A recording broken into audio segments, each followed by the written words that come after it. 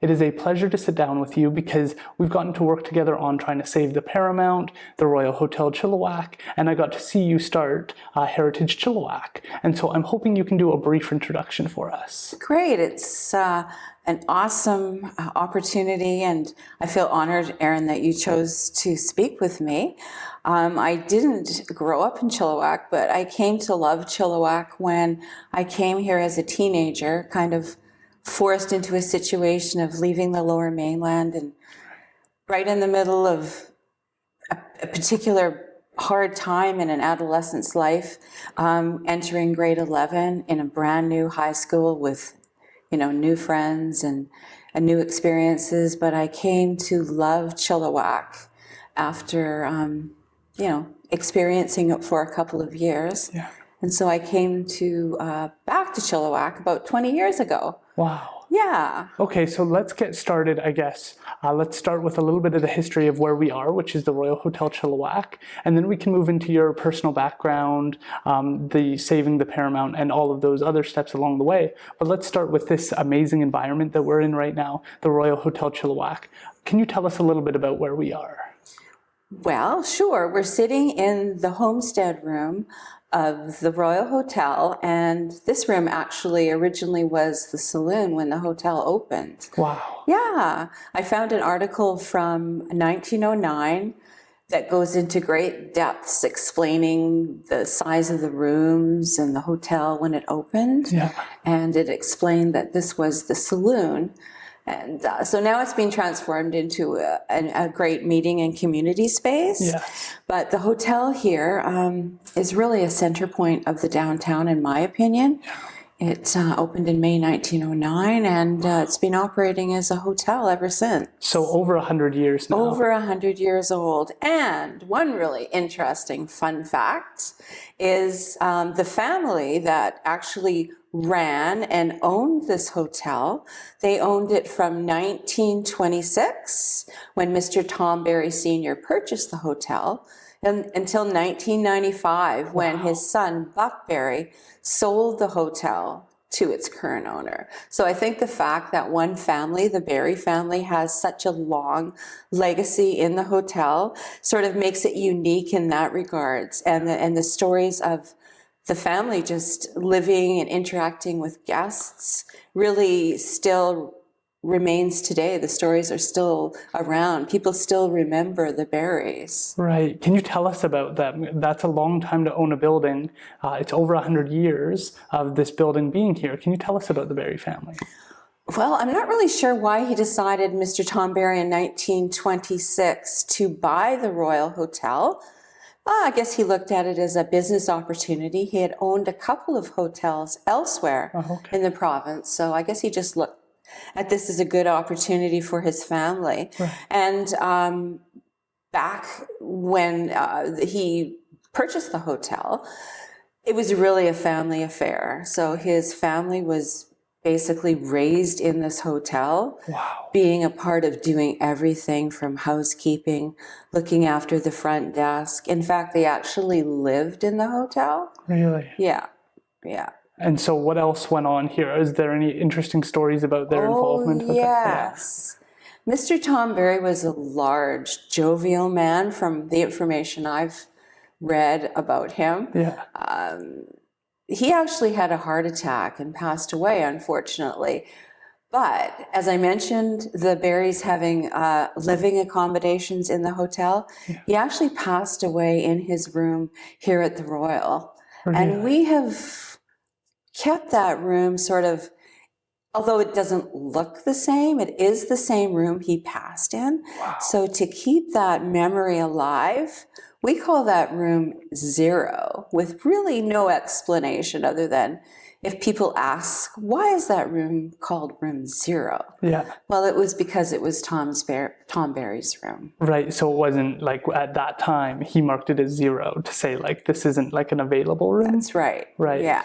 And so what has the experiences been like from that? Are there any spooky stories of him? Well, I don't know about particular in room 0, but there definitely are stories of people experiencing sort of paranormal activities at different levels in this hotel over the years. Yeah. There's lots of interesting stories that I even have experience with, and if someone would have told me anecdotally that it happened, Yeah. it's hard to really imagine. Do you want me to share that story? Absolutely. Let's share those stories. Halloween is coming up, and I think that this is a great way to connect history, a little bit of the paranormal, and the culture of Halloween. Cool. So I did mention about the Barry family. Tom Barry Sr.'s son was called Buck. His name was Thomas, but for some reason they called him Buck. Yeah. Buck's wife was Louise. And so Buck and Louise really were at the helm of the hotel for many, many years. Right. And so, as I mentioned, Louise ran the front desk. Buck sort of oversaw everything from the restaurant, housekeeping. He was in charge. Yeah. Only about a year after I started here, we had a young housekeeper. And I'm going to say she had only been here maybe 2 or 3 months. Right. She was young. She really did not understand or know the history of the hotel other than it was an old hotel. One day she was on the 3rd floor in room 218, which is our jacuzzi suite, Right. doing her work, cleaning, and she came running down the stairs in an awful hurry. And I was at the front desk. And I'm thinking, what is going on? And she came running down the stairs, very annoyed because she had to come down because she heard someone say, Buck and Louise need you downstairs. So she came running down the stairs. She said, who are Buck and Louise and what do they want? And I said, Amber Lee, Buck and Louise ran this place for years and they're both dead. Yeah. So I still tell that story and I get the hair on the back of my arms. She had no idea. And you felt the sincerity in her that Absolutely. She was annoyed. Yeah. She didn't do it for any, she was annoyed that she had to come. Someone told her to come downstairs. Buck and Louise needed her. Yeah. That is wild. I know. The story still kind of blows my mind. Yeah. So what else has gone on here? Because from working here, I remember a story of an orb being outside of room 0 and that not being able to be explained. I've heard about waitresses having issues here. Do you have any other stories you can share? Well, you probably remember, Aaron, we had a guest that was staying here I think they were here for a week or 2. Yeah. And the lady of the 2, her interest was taking photographs in the empty hallways in the evening. And she's the one that discovered all these orbs she was photographing, which she said that she couldn't see with her naked eye. Right. But once she actually photographed, she could see. And I remember her emailing photographs of these orbs because, again, it sounds so out there. Yeah. But until you actually see it with your own eyes, Right. she actually saw faces in some of these orbs, and I saw a face in one of the orbs. Yeah. So I don't know if it's the spirits of the people that have passed through. When you think of a hotel that's over a century old, Yeah. with all the guests that have come through these doors and walked through the hallways, Yeah. people have passed here. Tom Barry is not the only one that passed here. Do we have any other stories? I found an obituary in 1910. Again, if people are interested in Chilliwack's history, I strongly recommend going to the Chilliwack Progress Archives. Yeah. You can find out so much information by looking at the old Progress newspapers. Yeah. Because let's remember, back 100 years ago, or even less than 100 years ago, how did we get information? We didn't have social media. Yeah. For a time, there was no telephones. So the newspaper was a really big source of information. They would post every day, every time the paper was published, a list of who was staying in the hotels. Really? Yes, they would say Hotel Royal, and they have a list of Joan Smith from Vancouver or whomever. Do we know why that was? It just was, I don't really know. Yeah, because that seems like privacy. Exactly. Yeah. Exactly. But that was a common thing that they did. They listed people that were staying in the hotels. Right. And so I did a search, and if you search the Royal Hotel, you get way too many hits. Yeah. So there's an option to actually narrow it down by years. So I started when the hotel opened just to see what I could find. Yeah. And I found an obituary of just a very short obituary in the 1910 newspaper. So the hotel had only been opened a year. Wow. And someone had traveled here, and I don't recall where they traveled from, but they traveled with their daughter, who was 10, who got sick and passed away in our hotel. Wow. Because people got flus and they didn't have medicine, they just died. Right.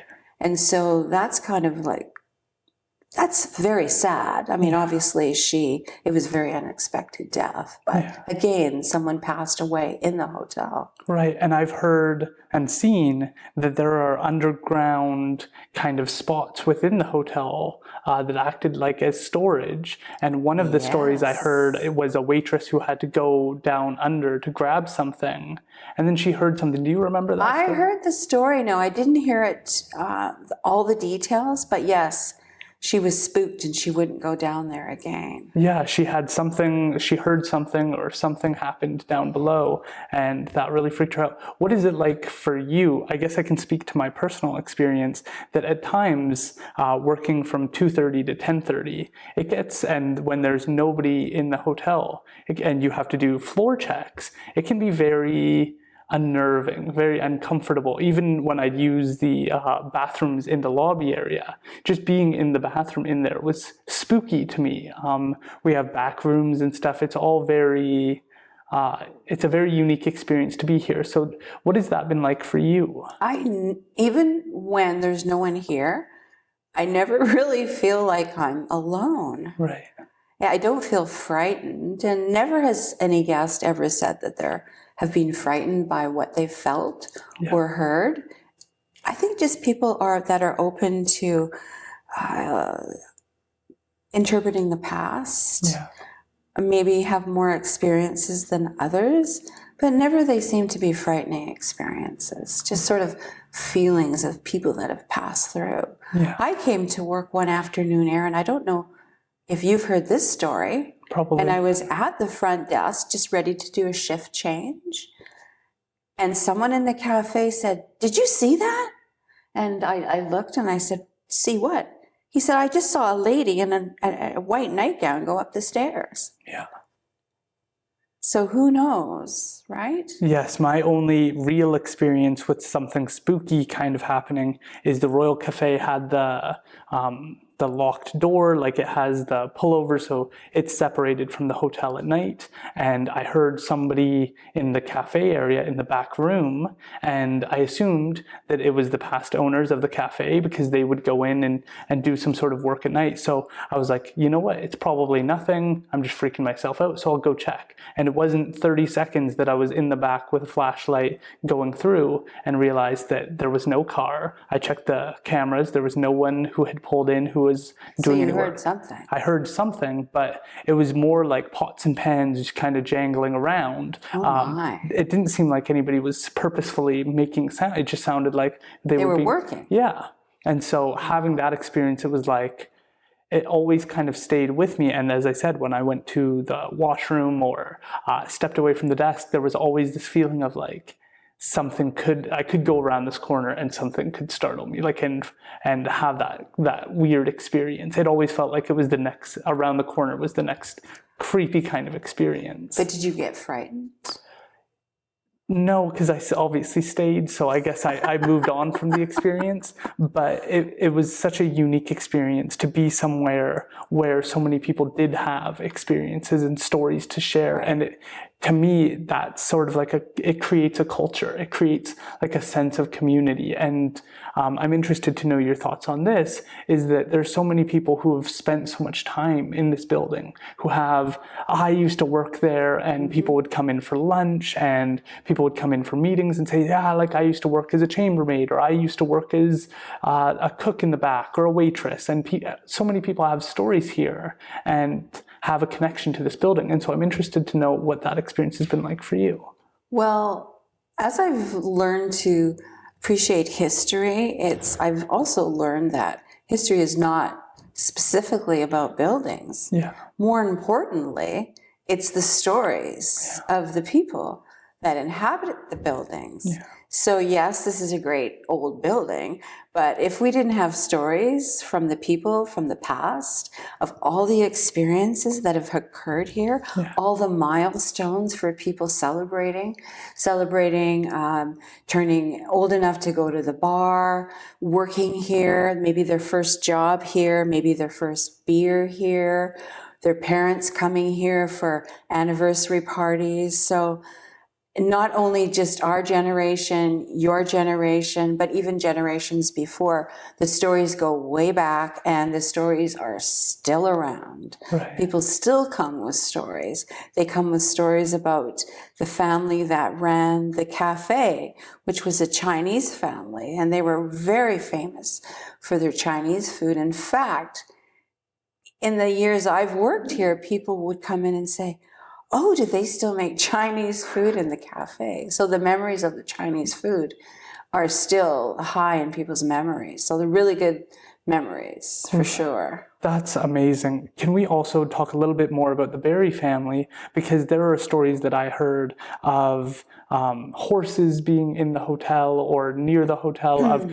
people being tied up, of separate entrances for women and males. Yes. Can you share some of those stories? Well, the horse story, there actually was alcohol involved and a bet. Yeah. So I don't know the connection, but one of the Barrys bet someone that they would not bring their horse into the hotel. But as again, alcohol was involved, and the gentleman brought his horse into the lobby, and I believe the horse even went up the stairs. We do have a little bit of a story about that particular incident in the hotel. So interesting. And so I've also heard about something going on with Mr. Barry and somebody being like tied up or something outside or something like that. At one point, there were ties in the front of the hotel for horses. Right. So people could actually bring their horse and have a beer. And there's one story I do remember, and it actually may be the same gentleman with the same horse, but I'm not 100% sure. He would come for a few beverages on his horse, and at the end of the evening, he didn't even have to do anything. The horse would just take him home. The horse just knew where he lived. Wow, that is so wild. And so this hotel has also been around when there used to be separate entrances for men and women. Do we still have those? Well, that goes back to the days of the Royal Hotel pub, which, just in case viewers aren't aware, Buck Barry, he was quite a character, and in 1950, when he learned the Royal Bank, which is directly beside the hotel, was going to relocate to brand new premises at Five Corners, he took the opportunity and bought the bank. And people were wondering, what is he going to do with the bank? Well, what he did was he added onto the rear of it a one-story addition, and he opened in August 1950 a 350-seat beer parlor. Wow. Because beer was allowed to be sold by the glass. And so the laws of the day dictated that there had to be separate entrances. So it wasn't just him doing it, it was the laws of British Columbia. So men were expected to enter in one door, and the other entrance was for women and escorts, because women weren't expected, they weren't expected to go to a drinking establishment by themselves. Yeah, that seems so out of time now. Oh, it's totally. And not only that, not only the weird laws about the men and the women, for a period of time, they had to separate them in the bar. And they had a movable partition. Yeah. So if there was, more women that night, they could move the wall a bit. Wow. They were quite, the BC liquor laws and the society at the time were worried about sexually transmitted diseases happening when people came to bars. So that was the impetus behind that. Wow. It's so hard The fear of sexually transmitted diseases. Yeah, I can't even imagine now. It's so interesting to learn about our history and how this Exactly. building holds it.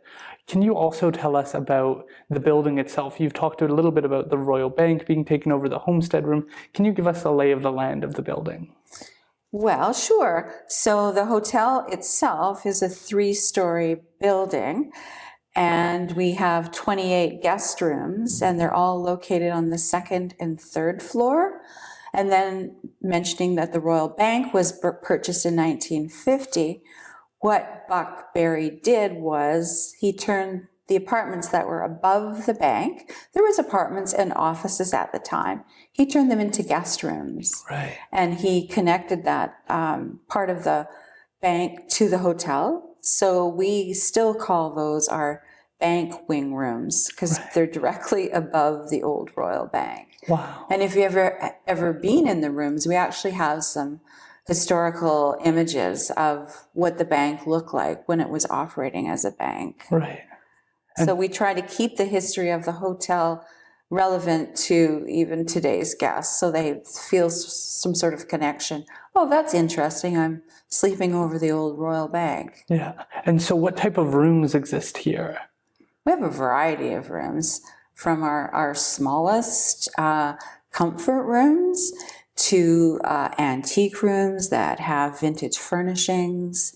All of our rooms have beautiful white linen and duvet covers. And we even have a jacuzzi suite on the 3rd floor, which is our largest room in the hotel. Yeah. It's a 2-room suite. It's quite popular. Lots of room to spread out, and one of the rooms has a jacuzzi in it. That's awesome. And we also have clawfoot tubs here, correct? Some of the rooms actually do have clawfoot tubs. Yeah. It just depends on what room you get assigned to. Now, again, when the current owner purchased this hotel, he was the one that did all of the renovations. So he was able to source some of those clawfoot tubs. They are not original to the hotel. Right. But he did source them and add them to the rooms. And on that note, it may be interesting for people to know that when the hotel first opened, people didn't have private bathrooms. There was bathrooms down the hall that was shared, which of course now has been remedied, and everyone expects a private bathroom, so all of our rooms do have private bathrooms. That must have been a lot of work to renovate and put in bathrooms into every room in comparison to one. A huge process. And that also makes the property unique in the fact that, yeah, there's a few rooms that are similar, but there's many rooms that are not like the others. Right. So that makes it very unique in that sense. Interesting. And then can we talk a little bit about the history of the hotel? Because it was once struck by lightning. Yes, there's been many fires here at the hotel, nothing totally devastating, but the most interesting fire occurred in July 1958. Wow. We had a huge heat wave in Chilliwack, and so what happened was thunder and lightning rolled in after the heat wave, and lightning actually struck the roof of the hotel and caught the roof on fire. Wow. Yeah. What happened there? Was it easily repaired, or what was the kind of... Well, there was a lot of damage, obviously, on the roof, and some of the guest rooms were affected. There was a lot of water damage from them trying to fight the fire. Right. But they did come through and get the necessary repairs done. Yeah. There's a fire in the pub before. There's been fires in the kitchen. Fires do happen, and fire is like the worst enemy of a wooden structure. Yeah. So let's talk a little bit about that, about some of the, how is this building maintained? Because it seems like it's getting really good care now. From your perspective, as somebody who cares about history, what have you kind of seen in the development over the past 20 years of the hotel in terms of, I see that there's a business, like kind of a stop-in shop at the front entrance. Can you tell us a little bit about the journey of the hotel over the past 20 years? Sure. Well, again, it started with the current owner making a huge financial commitment to restore the property, which she's done, but not only at the time of the purchase and the number of years it took to bring the property up to the level it's at now, but there's constant renovation and maintenance and repair that is done on this hotel.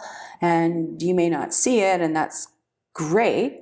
It's kind of done behind the scenes. Yeah. So whenever there is an issue, it is immediately dealt with. They are on top of doing all the repairs and maintenance on the property.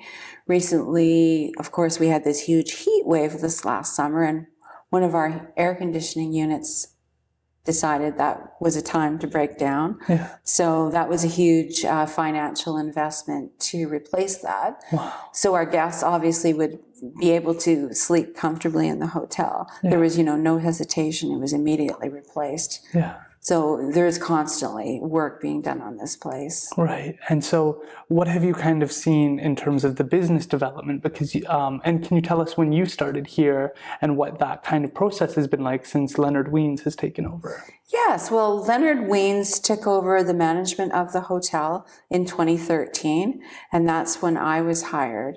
And originally it was Len and the rest of us were on a 5-year contract.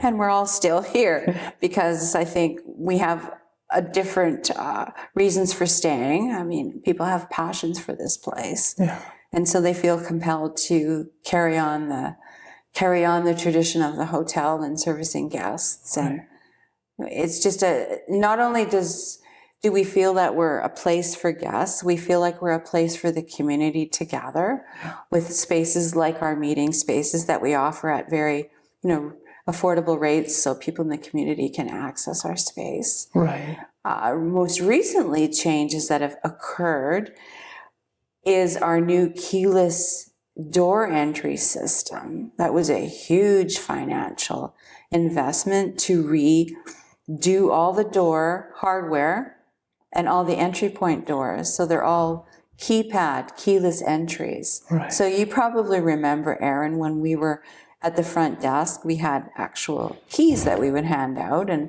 of course, when you hand out keys, you always have to be concerned about getting all the keys back, for safety and security. Yeah. And now this has alleviated that. So each guest, once their reservation is being confirmed and on their day of arrival, are sent a code, and that code is unique to their stay. And so they can access the front door, they can get into their guest room door without a key. Wow. That is a huge change and a different experience. It's a different experience, but it started with COVID to find a way to still operate without having a lot of interaction. And so I think COVID was what instigated this whole change. And I really, really respect what they did. It would have been a lot easier to just get rid of the old doors, get new doors with the keypads already on the doors or very simply installed. But to retain the integrity of the 100-plus-year-old doors, they were able to find a way to retrofit the doors to accompany or to accommodate the keypad. Right. So that was an extra expense, but I really, as a person that loves history, I really do appreciate that they were trying to keep the doors. We want to keep as much as we can while moving forward into the necessary technology that is required to maintain the business level. Right, and I had Leonard Weens on probably a little over a year ago, and things weren't looking so great for the hotel at that time. He was very concerned on what COVID was going to do to the Royal Hotel, how they were going to pivot through this. Right. It seems like things are looking up. Can you tell us about that pivot and where we are today? Well, the first thing was doing the keep, all the doors and the keypads, which it took a while to get everything in place. But once we had that system in place, then it made it so much easier to have guests come in and not worried about COVID. Talking to people really, I mean, as much as we really like to interact with guests, it was sort of a necessity to have the business, get back up and running during this whole COVID thing. Yeah. So it started with a new door keyless entry system. But I must tell you, since June of this year, we have pretty much been at 100% capacity. And not only just on the weekends, but during the week. Yeah. So people are interested in traveling. They're not traveling as far. We're getting a lot of local people from Vancouver, people from other parts of British Columbia, people that are passing through. So we're really, really, really excited that our occupancy levels are at record high. Right. And so how has that kind of impacted the experience of the guest, or what have you kind of seen in terms of the changes? Is this all through the Royal Hotel website, or when Leonard was on, he was talking about Airbnb and some other approaches? What ended up coming of that? So Len is very open-minded and it looks at all options to discover what's the best way to operate our hotel. And he has a great wealth of knowledge and experience in hospitality. So again, because of COVID, he had to find a way again to pivot. We started doing the Airbnb because it's more of a check-in list system anyways that they already had set up. Yeah. So he started listing our hotel on Airbnb and started getting bookings that way and realized, okay, this is working. How can we expand that? And I think that's where he got the idea of, let's go all out. Let's change the door locks. Let's make it really easy for people. The Airbnb model was working. And so when you book on Airbnb, you don't really expect to have a lot of interaction when you get to the property, and it worked really well. So he expanded on that. And yes, we do have guest services agents on staff and on site. You just might not see them when you come through the front door, but there are people here all the time. Right. They're just not, it's just not your typical hotel situation where you find someone sitting at the front desk. They're up and about doing other things as well as looking after guests. Yeah. You've talked a little bit, and we've talked a little bit about Leonard Weens. Can you tell me about your experience with him? Because for me, it was my first opportunity. He gave me my first opportunity of a little bit of freedom, a lot of responsibility, and a lot of trust in trying to maintain the hotel when he wasn't here. And that was a huge change from the fast food model of having somebody kind of overlooking your shoulder every decision you make. And I felt like I thrived from that experience, and that I really am grateful that he trusted me with that. And I feel like that helped me grow a lot. What was your experience coming on and having his leadership? I totally mirror what you say, and in the way that Leonard operates the hotel. Yeah. He gives people the autonomy to make decisions, to manage things, to act like you are running the place. Because if a guest sees that you feel confident and clear in your roles and responsibility, it just gives a better image to the hotel. Yeah. And I feel that when Leonard hired me, I had zero hotel experience. I did have hospitality experience, but no hotel experience. And I said, I don't have experience working in a hotel. But he saw something, I guess, in my writing and said, that's great. I can teach you how to work at a hotel, but I'd like you to write as well for the hotel. And so he gave me that freedom to write blog posts for the hotel. And I think that is an amazing opportunity for anyone who is interested in writing, who's interested in history. It was just a perfect opportunity. Can you tell us about some of those blog posts? Sure. I started the blog post probably within the first 6 months of working here. And so, again, I used the Chilliwack Progress Archives to get a lot of day-to-day information as to what was happening during certain periods of time and what was happening at the hotel. And so I like to write about the history of the hotel, the stories of the families, again, stories of the Barrys, things that have happened at the hotel. And then I sort of branched off and started to write also about the history of Chilliwack. So not just of the hotel, because of course, the hotel being a centerpiece of downtown, there's lots of other stories downtown that kind of relate. Yeah. And so I just, whatever sort of thing came to mind, I would do some research and write a quick blog for the hotel. And I think that helps. If people do have an interest, there is that opportunity to read the blogs and find out more. Right. Could we look into your background? You said that you faced some adversity in your childhood in grade 11. Can you tell us about that? Well, adversity, yeah, it's difficult moving when you're a teenager, but it just was a time in our family when it was the right thing to do. My father had an opportunity to work for the Bretts, and the Bretts are a long-time Chilliwack family as well. They have a varied history in Chilliwack, but at the time they were running a General Motors car dealership. And so my father had a background in working for General Motors and took the opportunity to move to Chilliwack to work for the Bretts. Yeah. And not only did he work for the Bretts, but the timing worked out where we moved into Earl Brett's house on Gore Avenue in Chilliwack because he was moving into a home and didn't need the home anymore. So we purchased the Brett house from the Brett family. Right. And so moving into that house really opened up my eyes and really made me interested, believe it or not, as a teenager in Chilliwack's history. I just found that house so interesting and curious.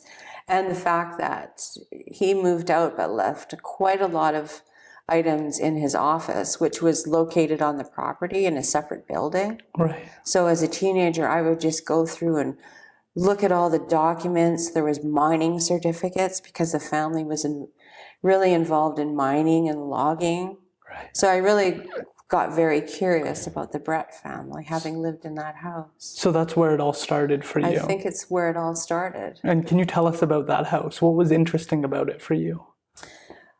The house itself is rather interesting looking. It was built around 1940, and for those that don't know where it's located, it's on Gore Avenue, directly beside St. Thomas Anglican Church. Right.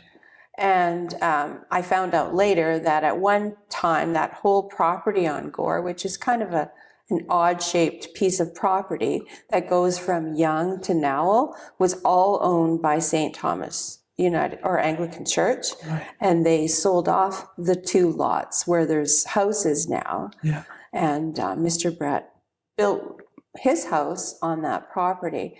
So it's kind of a modern style house. It's simple looking. It's got some really cool features. It's got a rounded front doorway and little portholes. It's got a really cool curved staircase that goes into the second floor. Oh, wow. And when we lived there, I found a book in amongst his belongings from the Chilliwack Chamber of Commerce that talked about one of Chilliwack's, upcoming residential areas. And it talked about the Mountain View subdivision. It talked about the Brett house. And he imported a lot of furnishings in the house in terms of light fixtures from Italy. Wow. And Europe. So it was very, very unique. There was a mural painted in the stairway when we got there. It was it was like mermaids, but he hired an artist to paint this wacky mural on the wall. So a lot of the things that when we moved in, they left their grand piano for a while because they didn't have anywhere to put it. Yeah. So I felt a connection to that family, even though I didn't know them at all, Right. just because they left some of their stuff behind and all that information about the businesses that they ran. And I learned a lot just by going through his old papers. That's so interesting, and like an insight into a different family's culture. And I think that for someone like myself, it's so interesting to hear somebody brought in someone to do a painting on their wall and to make their house a home in that way. Because I've lived in apartments where you don't design, you don't get somebody to come in and paint a certain section or bring in a grand piano. Exactly. Yeah. What was that like for you? Was that a huge transition as well to see? It was. Yeah. I thought I was living in a mansion. Yeah. It felt like that. And, that's just my impression. We weren't wealthy people. It just, the timing was right for us to be able to purchase that house. Right. And I felt really honored to be able to live in this piece of Chilliwack's history.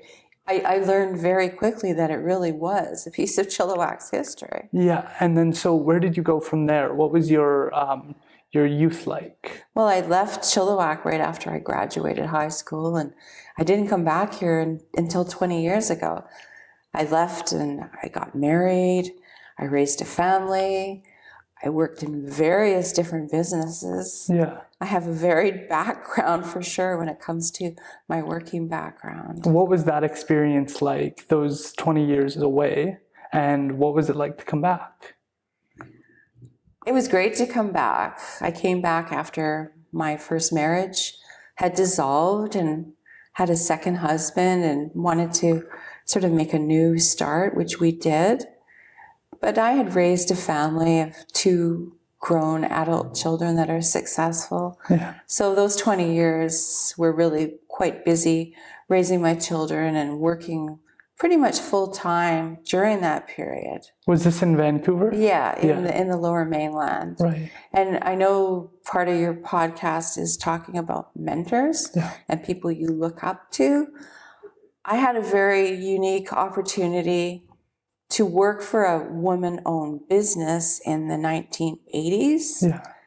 And I was one of the few women in that business. So I worked for BC Bearing, and BC Bearing was owned by a woman named Wendy McDonald. Okay. And Wendy McDonald, she went through a lot of adversity. Right. She lost 3 husbands. Oh, wow. Her first husband had started this business in the 1930s. He went off to war during World War II and never came back. He died. Wow. So she was left with a couple of children, and this business knew nothing about running a bearing business, a machine shop. But she took the bull by the horns and she turned that business into a multi-million-dollar business. She retired in 2000 as the CEO, and she passed away in 2013. Wow. So when I worked at BC Bearing, she ran the place. People respected her. She was a tough woman, but very insightful. And it just showed me what you can do in the face of adversity. Yeah. She was a woman in the 1940s with 2 small children, and she was encouraged not to go ahead and run this business. But she thought, what else do I have? I may as well try to make a go of it. Yeah. And she did, and her family followed in her footsteps, and they still run the business today. No way. Yeah. Wow. So if you ever want to learn about a remarkable woman, I would suggest you looking up Wendy McDonald. I will definitely do that. She held great Christmas parties. Right. Yeah. I think that that's so important, and part of the culture is being able to host events and bring people together in those meaningful ways. Can you tell us about those Christmas parties? What was that experience like? I felt part of the family. And when you worked for the BC Bearing, we called her Mrs. Mack. We didn't call her Mrs. McDonald. It was Mrs. Mack. Her grandchildren and her children that worked for her called her, I forget what they had, a little cute little name that they called her. So working in that culture, even though I was not part of the family, I really felt part of the family, and I was treated as such, and was invited to their home to have these lovely Christmas parties that one could only dream about. They were just, she really did treat her employees well. People wanted to work for her. People looked up to her. She was respected in the industry. She earned that respect. Yeah, that's amazing. And so then you come back to Chilliwack. What were those next steps like? Because I think that you were involved in working in the, like as a film set designer. Yes, I decided to go back to school in the early 2000s. I went back to Capilano University and took film studies. Yeah. So I left there and worked in film and TV doing set decoration and props. And that was a whole different ball game. It's a creative industry. It's very interesting. It's very hard work. But again, you learn a lot from dipping your toes in all aspects of life. Yeah. What were some of the movies or productions that you were involved in, and what was kind of your approach to doing that type of work? Well, I got to tell you an interesting story. I was working, when you get called to work on they call them a show, whether it's a TV show or a movie, it's always just called a show. I was called to work on a show, and when you're starting out, you just take the call. You don't ask questions. They say, do you want to work? Yes, I want to work. I will work. You don't know anything about the show you're going to be working on. You hope it's going to be a long-term thing, but there's nothing concrete. Yeah. So I got called to work on a show. I showed up at the production office. I was working on the show, and part of what a set dresser does is move furniture, which is not very fun, but it's part of what you need to do. When you're working on a show, the show that was working on was about the 1947 partition in India. And so we were picking up a lot of Indian antique pieces, which was pretty cool, sourcing all these pieces for the show. Right. And then we came back to the production office, and on the calendar it said, the circus is moving to Chilliwack. And I thought, oh, that's cool. Yeah. Where are they going? We're shooting at the Royal Hotel. And this was way before I worked here. Yeah. And I thought, wow, that's pretty cool. And so I was on the crew that came, and we redressed the lobby of this hotel, and we did room 101 on the second floor. We redressed that. And so this hotel, the Royal Hotel, became the Royal Hotel in Lahore, Pakistan. Wow. And so when you see the outside scenes of this show or this movie, they've used computer-generated images for the street scenes, but you can see the Royal Hotel street sign. Yeah. So they still call it the Royal Hotel. But the interior, we dressed it like it would have been in 1947 India. So there was a huge parrot cage with a bird in it.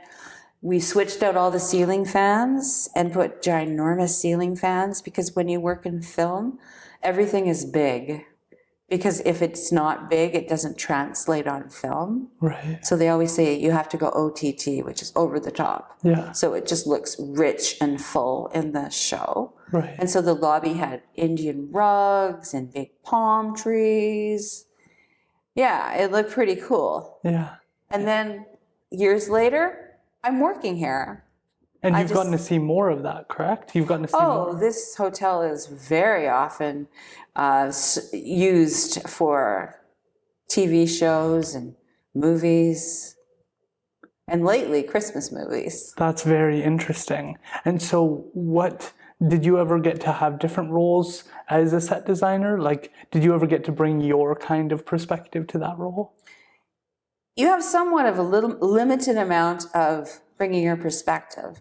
The key thing is understanding the script. Right. And understanding the production designer's ideas. Right. So it's more of interpreting what the production designer, who is the head of all the design in the whole show, interpreting what is in his mind. Yeah. So it's more of working with other people to totally interpret what the look that they're after. Right. What was your favorite production or show that you were a part of?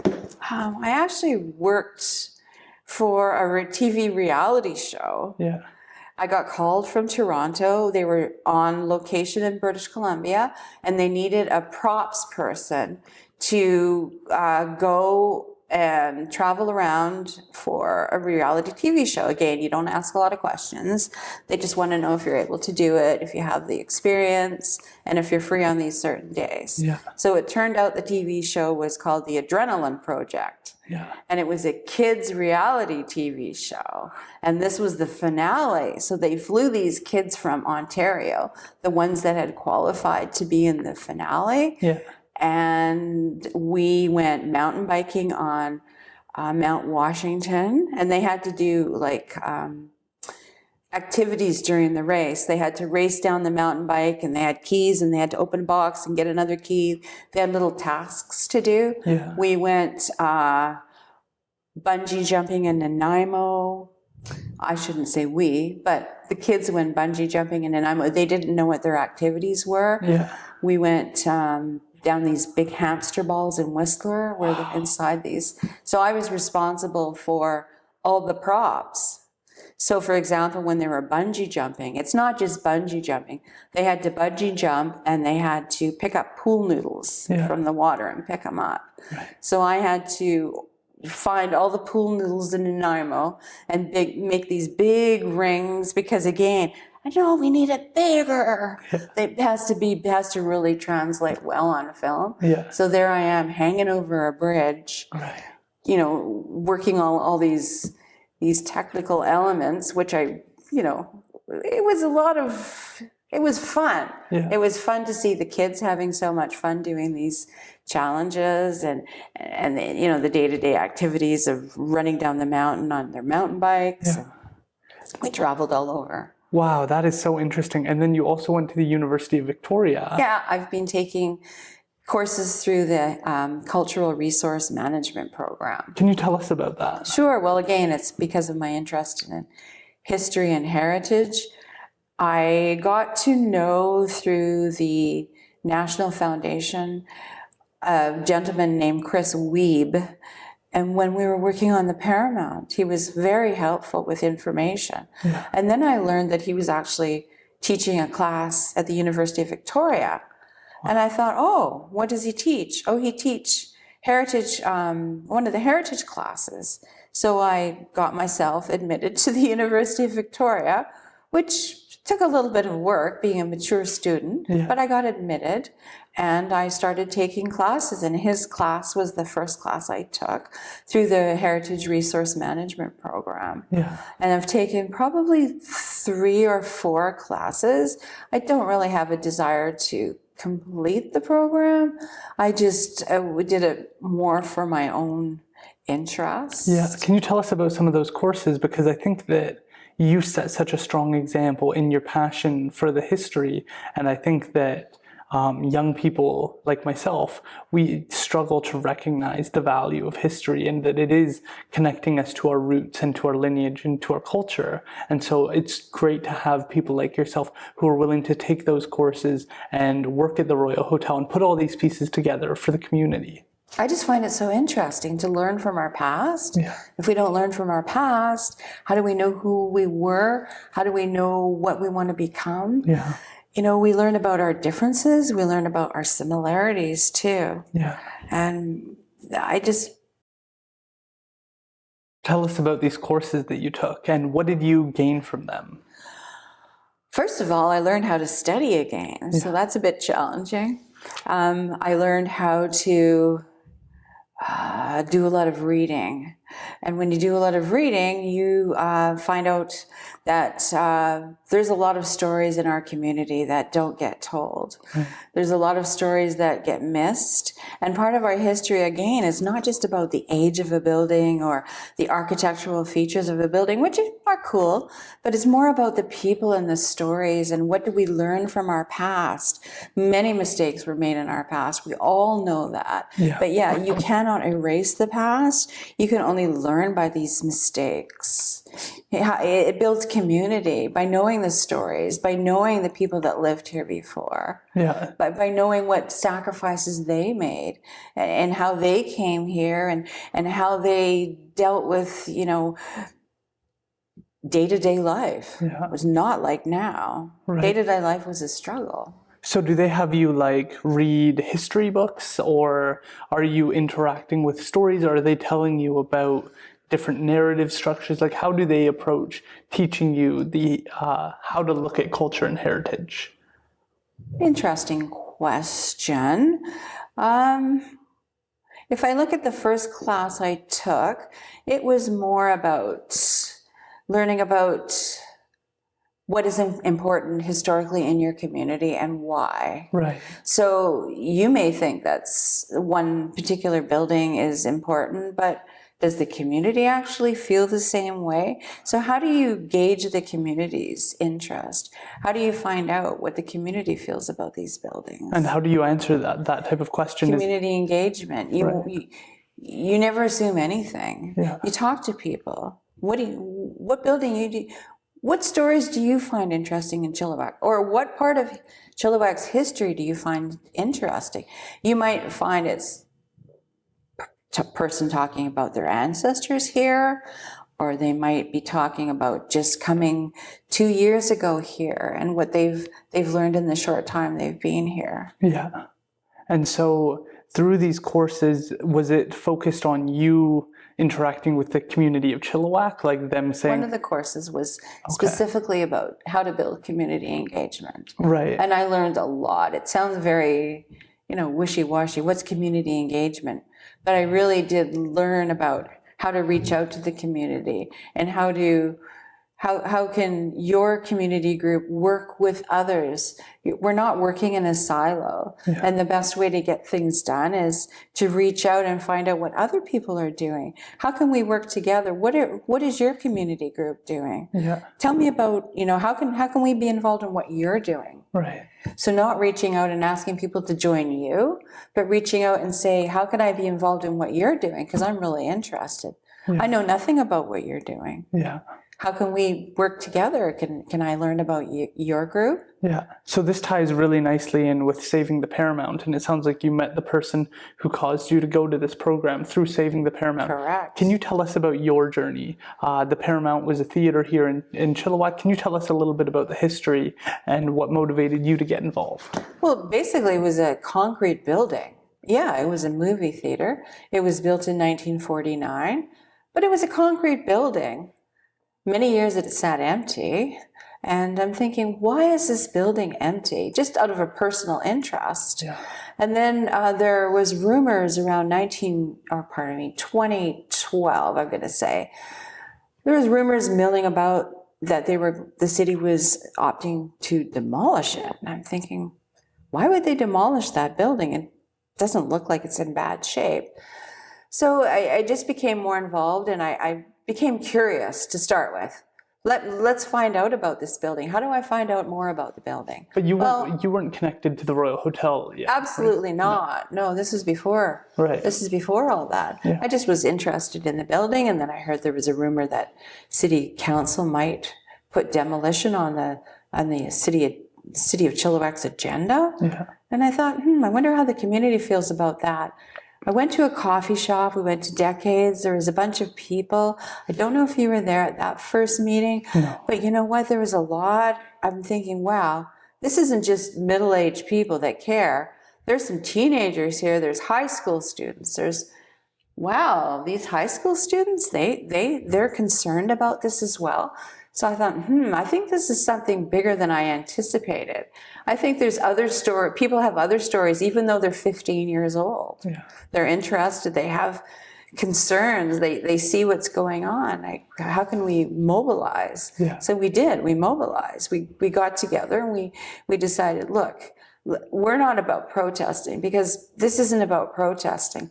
We're going to call ourselves the working group. Yeah. What work can we do? First of all, let's do some research and find out more about the building. Let's do some research to find out, is this indeed just a rumor about the city, possibly opting for demolition? Or what will we find out? So let's put our feelers out, which is what we did. Let's just get some information before we do anything. Yeah. So the information came back. Yes, actually, it's going to be on the city council's agenda on Tuesday. They're going to discuss it. Yeah. So we moved pretty darn quickly. And the long and the short of it is the city gave the working group 90 days to come up with a plan, which was just amazing. Or just so delighted that, okay, they're seeing something more here. Yeah. They're giving the community an opportunity to speak, which is what city council in my mind should be doing. Yeah. So the working group came together and they spent 90 days, and it wasn't just a group of, it was a wonderful group. We had an architect on board. We had someone that was extremely involved in running nonprofits. We had other number of people that were, quite experienced in putting together this plan. We put together a plan. Yeah. It didn't fly.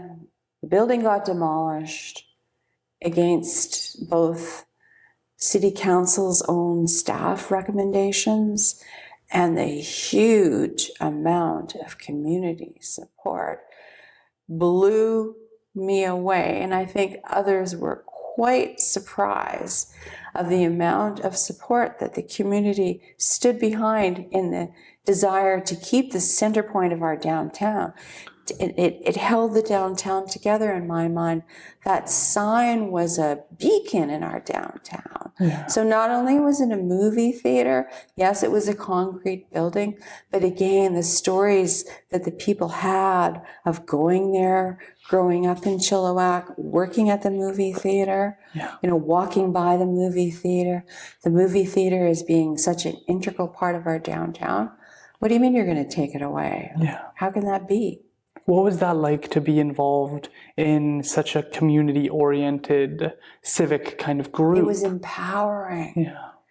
It was nothing that I would have ever thought would happen. I just thought it was going to be a handful of people that, were talking about trying to save an old theater, but no.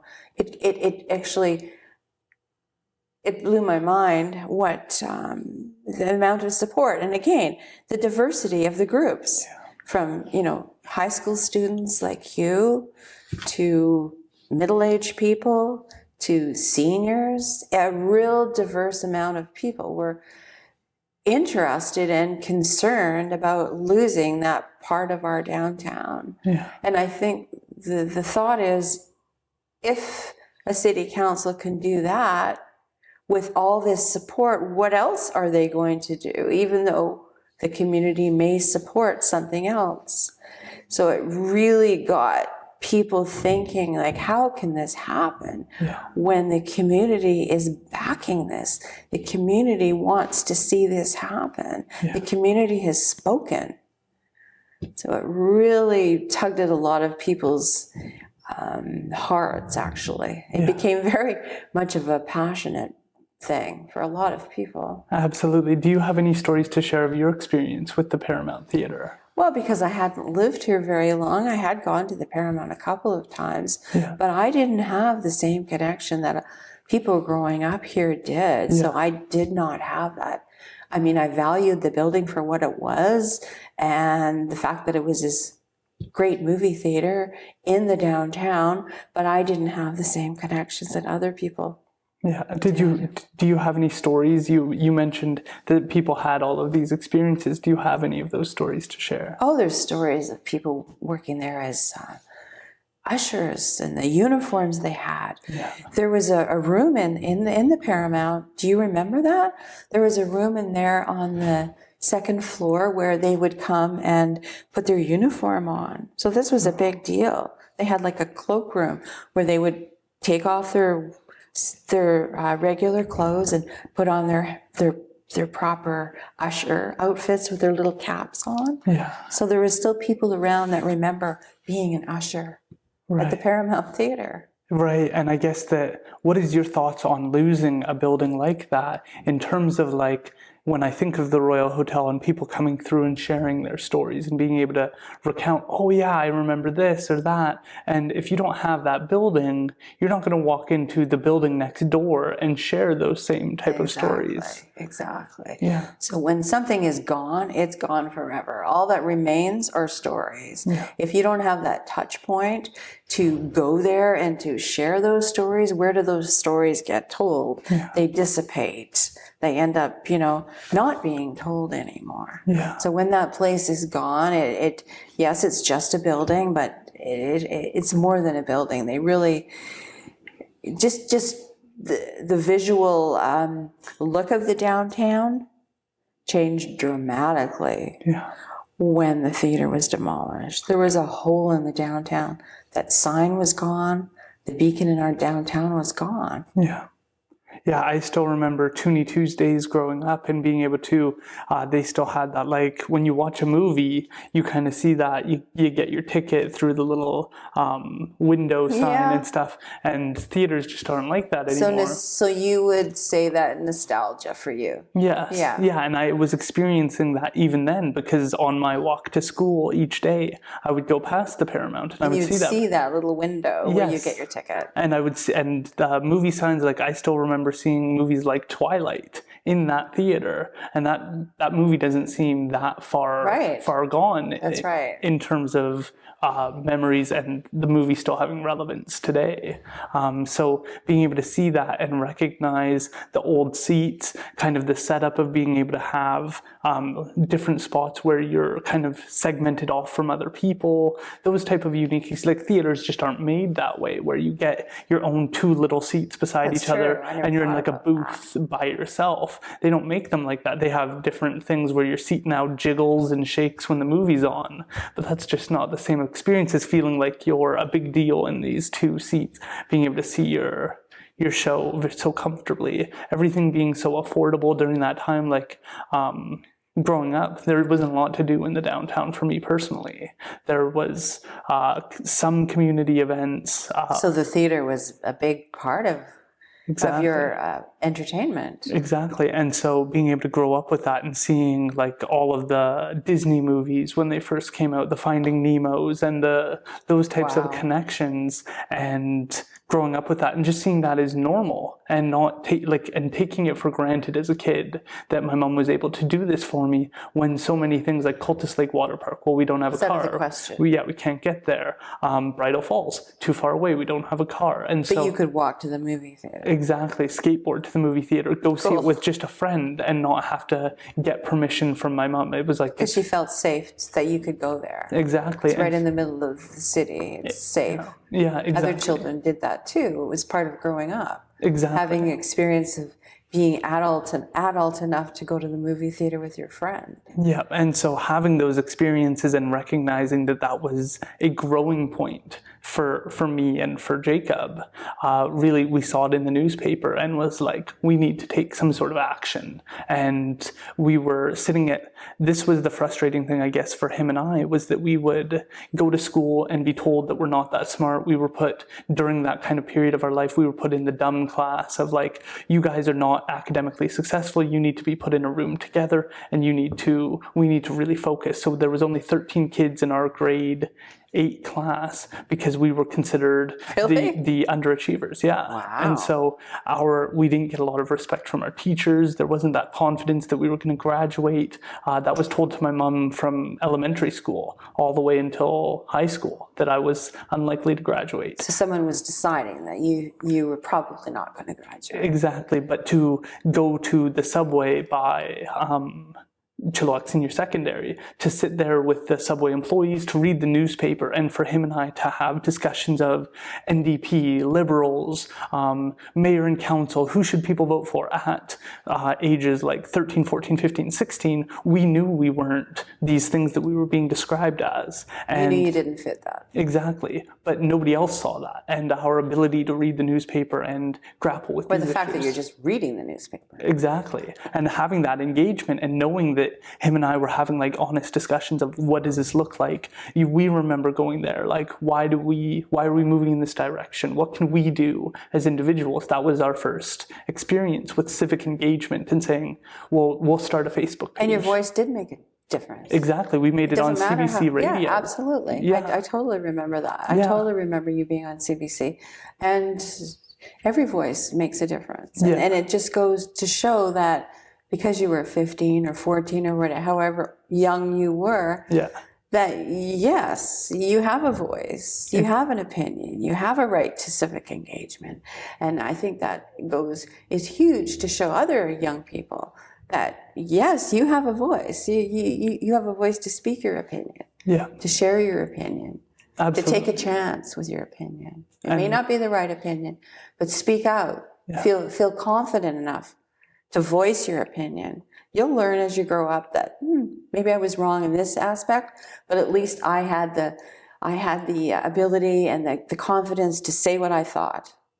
Yeah, I think so many people miss out on that, and that to happen at such an early age, I think sent Jacob and I on such a different path than our peers, because we now said we do have a voice and we can. People are listening to you. Exactly, and all it takes is putting yourself out there and taking these steps. And so from basically that experience onward, I've been way less hesitant on my ability to speak up on any issue and believe that I have something to provide the community, to believe I could go to law school, to believe that I could start a podcast, and that I had a unique perspective that could be of value to other people. Because going through those experiences, it has shown me who the role models were, the Leonard Weens, who gave me those opportunities to say, hey, I'm going to trust you with this, when at other jobs you've been at, they don't trust you. They're on your back. Exactly. And so to know that it depends on the people you're in the room with, and it's not me.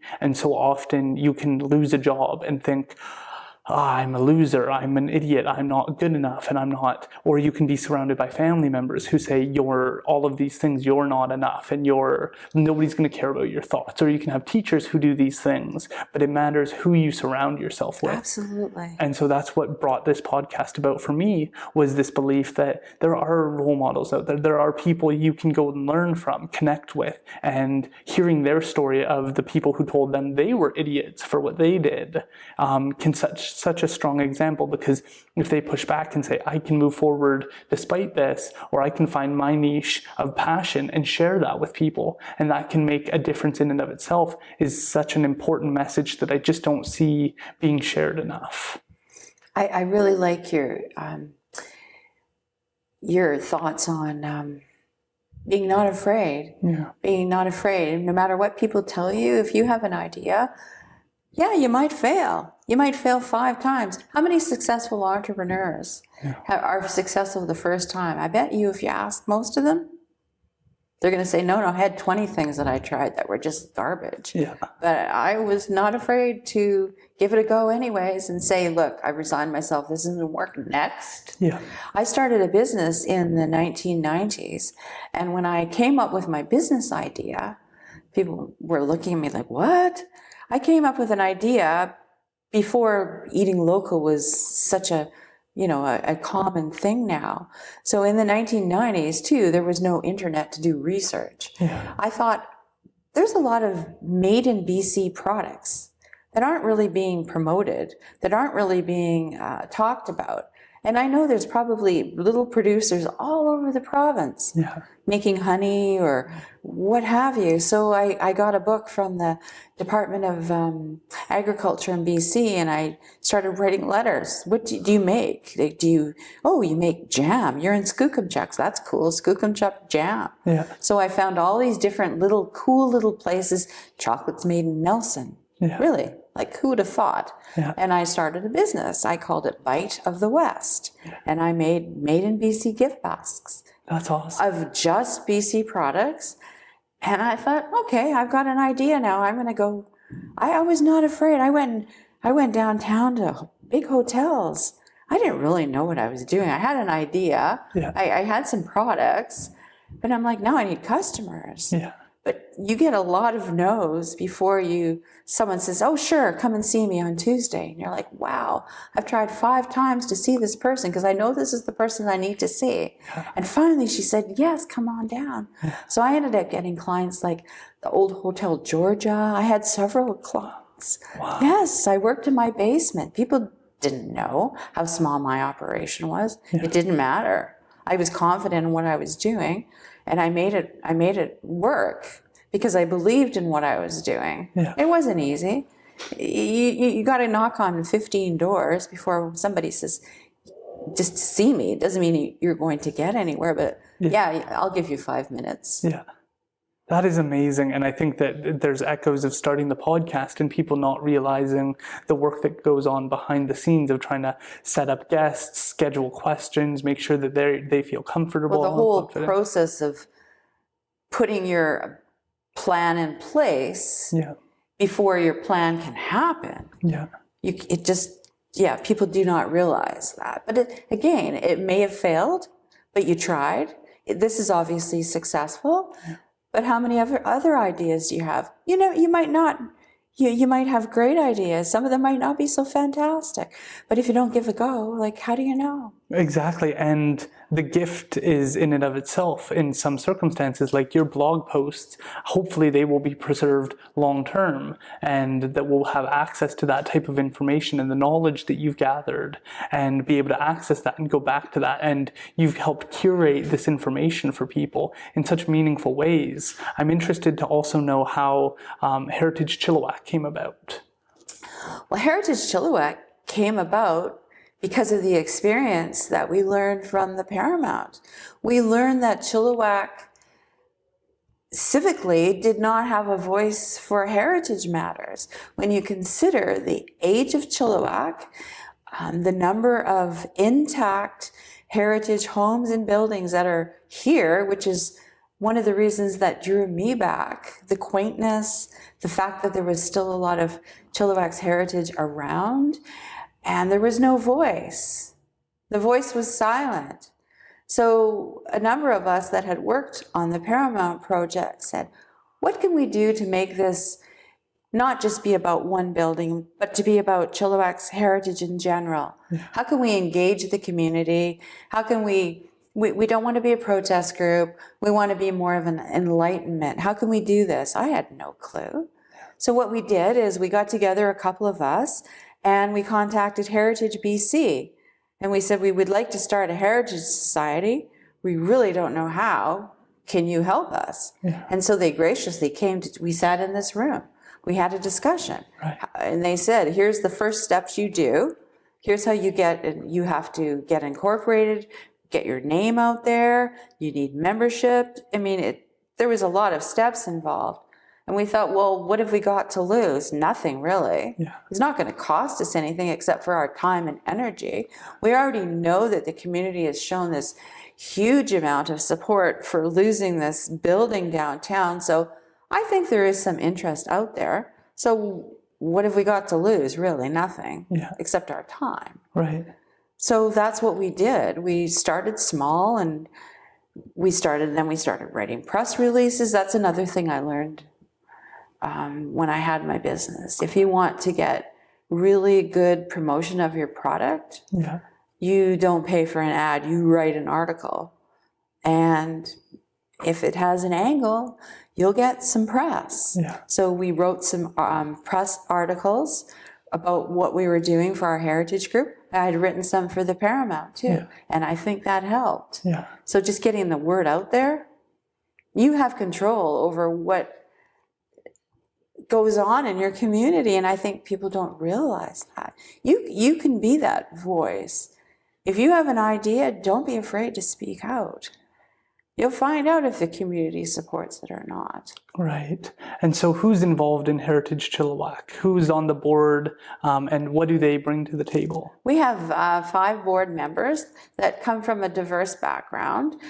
They all have different roles and responsibility. We have a president, we have a secretary, we have 2 kind of floating board positions, and we have our treasurer. Right. So they all play important roles.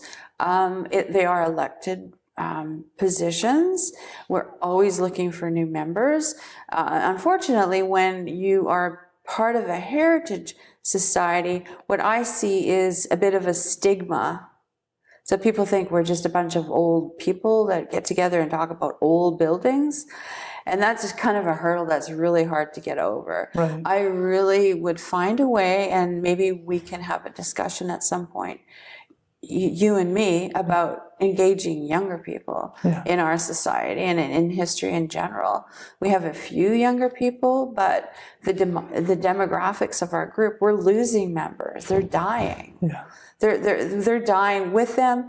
They're taking their history and the stories and the information that they held so dearly to them. They're gone now. Yeah. And two of the ones that come, three actually, that come top of mind are Esther Harder, and she was in Yarrow quite, I would say, if anyone was the Yarrow historian, it would have been Esther. Right. She recently passed. Margaret Ballum knew everything about Fairfield Island.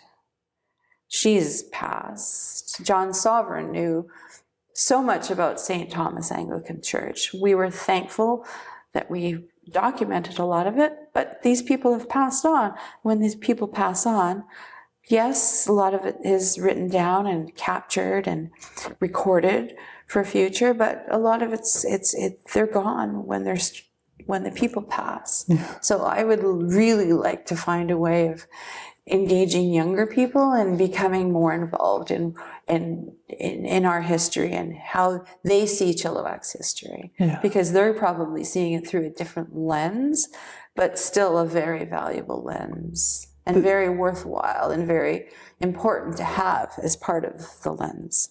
Yeah, this leads into a topic I've spoken about a few times, which is that I think that we misunderstand the value that our elders and that our seniors bring to our community and the knowledge. And I think that often when you say that to a young person, you see the eye roll and sure, I'm whatever. But the photos in even this building here of Vetter before there was 4 lanes and lights and when there were horses still on it, these stories and this view of the world and how things used to be connect us with how things started and how things grow over time. And I think that I really worry personally about people's understanding of World War II, World War I, our fight with communist Russia, Maoist China, because it sincerely doesn't feel like they can say things like, well, Hitler was a bad guy.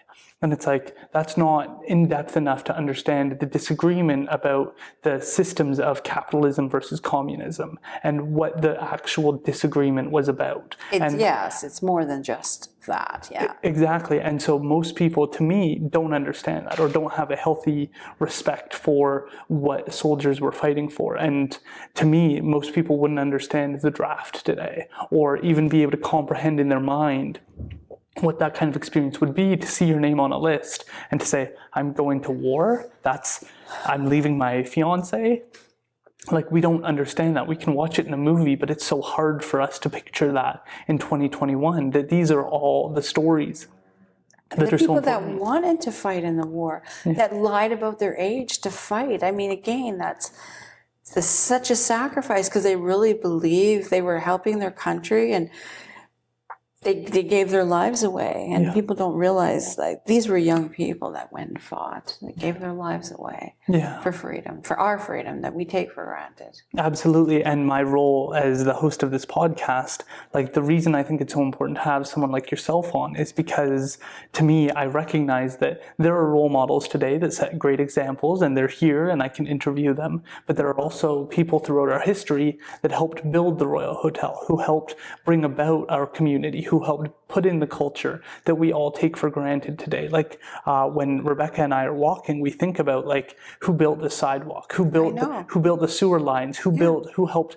say this is the next area we're going to build a community, because Promontory is there today, but 50 years ago it really wasn't there at all. It was farmland. And so somebody helped say this is the next spot, this is the new, we're going to put something here. And like imagine all the people who are going to be hustling and bustling through town once we build this spot. And then here it is, and we just view it as normal, and we take it for granted so quickly that we miss out on all these great historic role models who set such a strong example and who have also faced adversity, who have overcome trials and tribulations, and who, yes, you can find they've made mistakes, but they've also contributed so much. Do you have anything to share on that, on your perspective of history more generally? Well, I think the whole settlement history here is interesting with the First Nation community that was here. And as a person that's not First Nation, I would like to know more stories of the people that were here when the settlers came, because they didn't live in silos either. They lived together. Yeah. They married, they fell in love, they had families together. Yeah. It was just normal. And now I don't know, I'd just like to know more of those stories. Yeah. You know, how they came here and they fell in love with people that were already here. It makes sense. Yeah. Right? Absolutely. Can you tell us about Heritage Chilliwack and what someone, if they were looking to be a member, what that experience would be like? Oh, sure. You don't have to be a member right away. You could come and experience one of our meetings whenever we can have an in-person meeting again, which keeps getting sort of changed. Yeah. But we like to do a lot of community activities. We are quite active with our Heritage Home Tour, which was very, very popular. People are nosy and want to get inside of people's beautiful heritage homes, and this is a really good opportunity to do so. Either you can buy a ticket as a participant, or we have lots of volunteer opportunities. Yeah. So if someone's a little curious about what they do, they can either check out our website. We have a series of videos on YouTube. It's called On the Porch with Heritage Chilliwack Society. Yeah. We were trying to find a new way to reach out during the pandemic. Yeah. Since we couldn't have our in-person home tours, we couldn't have our in-person meetings, how do we reach out? Someone came up with a brilliant idea. It was not me. And we came up with On the Porch. So what we do is we interview heritage homeowners on their porch. We come up with a series of questions that, you know, they can pick and choose which questions they want to answer about their experience living in a heritage home, or why they purchased the home, or stories about the family that lived there. Yeah. And we call it On the Porch. And one of our board members, who is a realtor and does her own videos for her business, does our videos, and they're brilliant. Yeah. They're brilliant. Let's give her a shout out then. And Christina Legault. Yeah. She does a great job. Awesome. Yeah. So we're really, really delighted that she's a board member and that she does the videos for us. Yeah. So we've done 6 so far. I believe it's 6 in the series. Right. And people love them because in some of the videos, the videographer it depends on the homeowner's comfort level. If they're okay with our videographer actually going inside. Yeah. But if they're not, we can just do it outside too. Right. So there's been a combination of the two. So you can always check out our videos to see what we're up to in that regard. And yeah. What is the website and what is the YouTube channel? It's heritagechilliwack.org. And the YouTube, I think you could just search Heritage Chilliwack Society on YouTube and you should easily find our On the Porch series. I really appreciate you being willing to take the time and to share a bit of the history of the Royal Hotel Chilliwack, your personal experiences, your experiences with the film industry, and your willingness to share such important aspects of our history with so many people, and to do that and to take the time each day to curate this information for others, because I think that that is such an important aspect that I don't think gets recognized enough, and the impact it has long-term for future generations to be able to go look back at and learn more about community and culture as it's progressed over time. So thank you so much, Laura, for being willing to take the time. Aaron, I wanted to thank you, and I think your podcasts are brilliant, and I really admire where you've come from. I know your mother, she's sweet and wonderful, and I know you come from a loving and supporting family.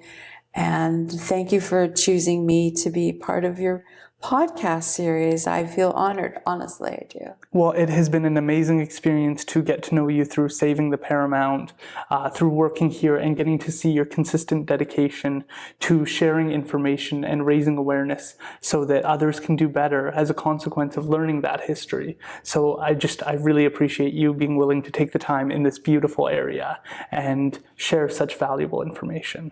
Thanks for coming to the Royal today.